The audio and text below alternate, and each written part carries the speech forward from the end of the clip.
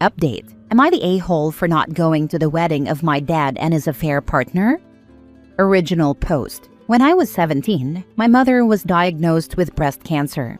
2 years later, she passed away. During those 2 years, my dad was not around much. He was always working and going on business trips. My aunt and grandma took care of my mom. About 5 months after my mother's passing, my dad introduced me to his new girlfriend. I was angry. I yelled at him for how quickly he moved on from my mom, when they then decided to tell me they had been in a relationship for 3 years. My dad had been cheating on my mom while she was dying. His business trips were to meet his affair partner. I was so angry, I packed my stuff and left his house. I haven't spoken to him since that day. Currently, I am 25. The only family I speak to is an aunt, who helped me when I left my dad's house. A few days ago, my aunt called me, asked me how I was, and then asked me if I had heard from Dad. I said, why would I hear from him again? My aunt said Dad is getting married to his affair partner, and by going to his wedding, it would help mend our relationship. I said, why would I do that? He is dead to me. There was a silence on the phone for a bit before my dad replied, asking if that was what I felt about him. I immediately cut the call when I heard his voice. I realized he was with my aunt when she made the call to me. I texted my aunt telling her I asked her not to tell Dad anything about me, and she had agreed back then. She texted me back saying I was an a-hole for saying what I said, that my dad is crushed hearing that, and that I should move on by now. I did not want to argue with someone who helped me, so I blocked her. Over the next 2 days, I received a wedding invitation in my mailbox. The only person in the family who knew my address was my aunt. She also gave my number to various members of the family.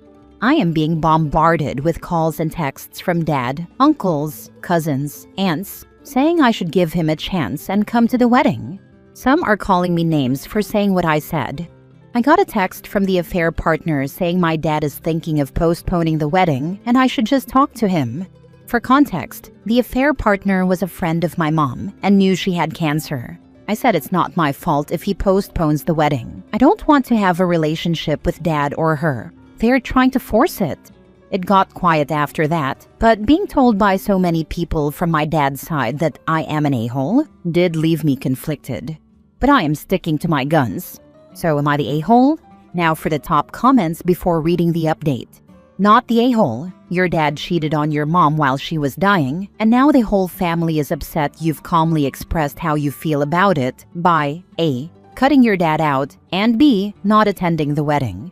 Your aunt also violated your trust by giving your contact information out without your consent. I'd say cut the whole family out at this point. That certainly would be the mature response. It is much kinder than going to the wedding. And when they ask if anyone objects, calmly explaining why you object to their behavior. OP, there is no statute of limitations on feelings. You are allowed to decide how you feel for as long as you want to feel that way. Not the a-hole. Tell your father you are treating him like he treated your dying mother. Block everyone who tries to tell you how to feel. Move on and don't look back. Yup, that's what I'm doing. Not the a-hole. Change your number. If you can move without telling anyone, do it, because they're going to show up in person to confront you next. Get some security cameras in case someone tries to go nuts or force their way into your home. They're all horrible people. Your dad and his AP are the worst. Both were close to your mom and did this to her. Ask the affair partner what she would do if she got cancer and he did the same to her. Actually, don't bother. Don't engage any of them. Don't feel guilty. You're doing the right thing. Stand up for yourself. Everyone here supports you. Thank you. I am in the process of changing my number and updating contacts. As for where I live, it's a pretty secure apartment. You can only come in after me or someone buzz you in. Then you have to write down your name with security and the elevator works with a key fob only. I am hoping that I don't have to move, but keeping my options open if it escalates. Honestly, I'm smelling a catch from this. Why now? Why does it take him 6 years to suddenly, desperately want to mend the relationship? Either way, it's not your problem, and I hope you ditch this whole nasty family. You deserve better. Actually, I thought about this too, and I think you may be right because I got some texts like, "It's a son's duty to take care of his father," and "Your future kids would want their grandfather in their life." Now for the first update. First, I want to thank all who commented on the first post and everyone who messaged me. It really helped me stick with my decision to not go to the wedding. I wanted to update earlier, but it's been pretty hectic with work. So, after the many texts and calls from multiple family members, I sent a text to all the numbers detailing what Dad did and why I chose to be no contact with him. I then blocked all the numbers. I have changed my number, but kept the old number in a separate phone to collect evidence if they start to harass me from random numbers. But luckily, nothing happened, and I thought that was that. A week or so after that, my aunt's fiancé came to my apartment. He knows what time I get off work and was waiting for me in the parking lot. I was apprehensive, but he assured me he only wanted to talk. According to him, the text I sent caused a crap storm in the family. He told me that some of the cousins who didn't know what happened in the past started to question Dad and the affair partner, and they started to get defensive and deny it. But someone revealed that it was true. This caused a massive argument within the family, with some cousins pulling out of the wedding. Dad wanted to postpone the wedding so he could talk to me, but the affair partner threatened to leave him if he did that. The news of what Dad and the affair partner did also reached some of their friends, who were at one point also friends of my mom. Some of them have also pulled out of the wedding, and this caused the affair partner to have a breakdown. She started banning anyone who brought it up, including family members, from the wedding. According to my aunt's fiancé, she is blaming all of this on me, saying I did this intentionally. I laughed at that. The wedding is still somehow happening. I asked him about my aunt and how all this started, and he said all he knows is that there was a conversation about how bad the family would look if I wasn't at the wedding, and that my aunt offered to call me. He said he disagreed, but she did it anyway. He said he came only because he felt I needed to know what happened. I thanked him but told him I would be going completely no contact with her, and by extension him as well. He agreed, wished me well, and left. I'm not going to lie and say I'm completely okay. I miss my aunt, I miss my mom, but I know what I did was the right thing. I am currently staying with my girlfriend, and she's been cheering me up by coming up with absurd ways to ruin the wedding. As a lot of you said, I should try therapy, and I'm going to take that advice. Some of the comments made me realize that I have bottled up a lot of grief and anger. I'm super nervous about it, but I also feel it'll do me good. So once again, thank you for all your comments and advice. Ciao. Not the a-hole.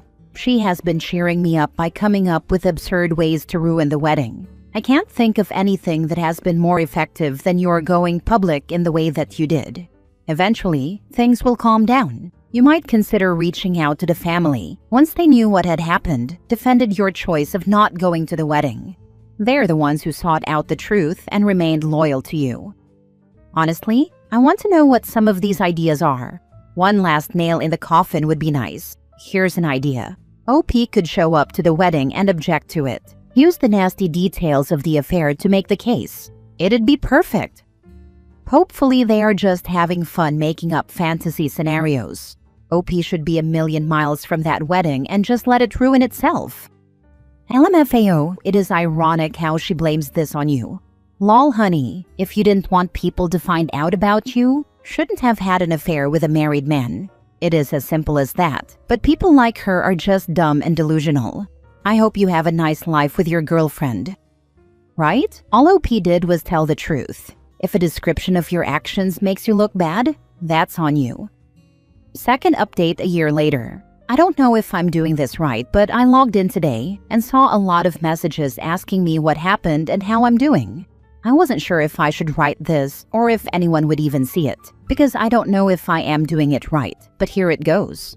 For everyone asking what happened at the wedding, I don't know much. All I know is that they got married. No one from that family has contacted me since then, and I didn't go asking around either. I am at peace with it. As for me, things are different now. First, I want to thank everyone who reached out and asked how I've been holding up. Your kindness means more than I can put into words. I'm getting better, slowly, though the journey hasn't been easy. A lot has changed since my last update. I'm single now and have moved to a new city. My ex, who I'll call Mia, and I separated about 4 months after my last post. We celebrated 2 years together in March and talked about our future.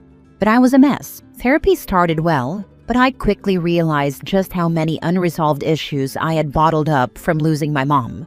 I was struggling emotionally, crying at random, worrying about some messed up thoughts that I might somehow turn into my dad, and spiraling with fears I couldn't control. Mia had dreams of marriage and kids, and I knew I wasn't in the right place to give her the future she deserved. It would have been very selfish of me to ask her to stay until I got better. We had a long, honest talk, lots of tears, and ultimately decided to part ways. It wasn't easy, but it was the best decision for both of us. Mia and I still cared for each other deeply, and she, along with my friends, checked on me every day after the breakup. I wasn't left to face things alone, and for that, I'm so grateful. In July, I was offered the chance to move to the head office of my company in another city. After discussing it with my therapist, I decided it would be a good opportunity to change my surroundings and start fresh. In September, I made the move. My best friend used 25 days of his 30-day holiday to help me pack, move, and settle in. I can't overstate how much that meant to me. I have incredible friends. Since then, I've been taking things one day at a time. The new office has been amazing. Everyone was so welcoming, which was a big relief since I'd been anxious about starting over somewhere new. I now attend online therapy sessions twice a week and grief counseling in person here. It's been helping a lot. I'm in a much better headspace than I was before, though I still don't feel ready to date again. For now, I'm focusing on my career and on continuing to heal. Once again, thank you to everyone who has supported me, whether through messages or just by caring enough to check in. It means the world. Poor OP got understandably messed up over his father's idiotic decisions. Glad to hear he's doing better. That whole family has some idiotic ideas. OP was told that it's his duty to take care of his father, and future kids would want their grandfather in their life. But this reasoning does not apply to the father, who made a marital oath to take care of his wife, and who was also gone on business trips with a fair partner and absent from his own teenage son's life. That's some kind of disconnected BS. I'm so glad OP's doing well, though I was really sad reading the part about them and Mia breaking up. It sounds like they were all mature about it though, and it's good to hear that OP is making progress in therapy. Screw the dad and a fair partner though. A fair partner had better hope she never gets cancer or any other serious illness because she knows exactly what her precious new husband will do about it. Find himself a replacement and start taking long business trips. Also, he doesn't have to wash his own socks or spend a moment single. Such a shame for OP and for Mia, who sounded like a really good person. Last story. Am I the a-hole for refusing to let my future in-laws make a speech at my wedding after they tried to talk my fiancé out of marrying me? I recently got married, and while the day was beautiful and full of love, getting there wasn't exactly smooth sailing, especially when it came to my in-laws. My husband and I had been together for 4 years before tying the knot. He's my favorite person in the world, and we've been through a lot together. Job changes, health scares, even a stretch of long distance. But we always came out stronger. The only real sore spot in our relationship had been his parents. They were never openly rude, but it was clear they didn't like me. His mom had mastered the art of passive-aggressive comments, and his dad was the type who'd smile while slipping in a dig like, "You must be pretty persuasive if you got our son to put up with a dog in the house. We have two." It was constant subtle messaging that they didn't see me as wife material. The real blow came about 6 months before the wedding. My husband sat me down and told me his parents had tried to talk him out of marrying me. Not once, but twice. Once during a dinner at their house, and again over a phone call. They said I was too emotional, not raised like them, and a bad match for their son. His mom even said she felt I was beneath his potential. To his credit, he shut it down both times. He told them he loved me, that they were being incredibly disrespectful, and that the wedding was happening, with or without their blessing. As the wedding got closer and we started finalizing the ceremony and speeches, his parents said they were preparing a short, heartfelt toast for the reception. I told my husband I wasn't comfortable with that. Why hand a microphone to two people who had literally tried to sabotage our relationship? Any kind words from them would have either been fake or laced with subtle shade. He was surprised, but said he understood where I was coming from. He hoped it could be a turning point for them to show support publicly, maybe even begin to heal things. I told him if they wanted to show change, they could do it privately, a conversation, a letter, something before the wedding. I wasn't going to risk our day turning awkward or petty. He agreed to respect my decision, but I could tell he was hurt. Some of our closest friends told me I was being too cold, and that refusing the toast would just make things worse in the long run. His parents, of course, were offended and called me controlling. After that, my husband had a final conversation with them. He told them, calmly but firmly, that they would not be giving a speech, and why. He made it clear that trying to undermine our relationship and never apologizing for it disqualified them from being honored in that way. They didn't take it well. His mom cried and called me divisive, and his dad accused me of ruining family traditions. They didn't try to make amends or have a real conversation after that, so we left it there. Then came the wedding day, and to my surprise, they actually behaved. No snide remarks, no drama. They smiled for photos, clapped at the right moments, and made it through dinner without issue.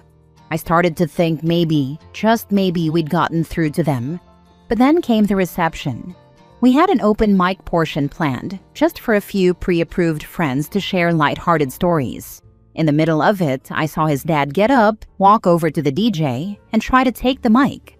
I panicked, but our DJ was incredible. He shut it down politely, told him the mic was closed, and escorted him away from the stage.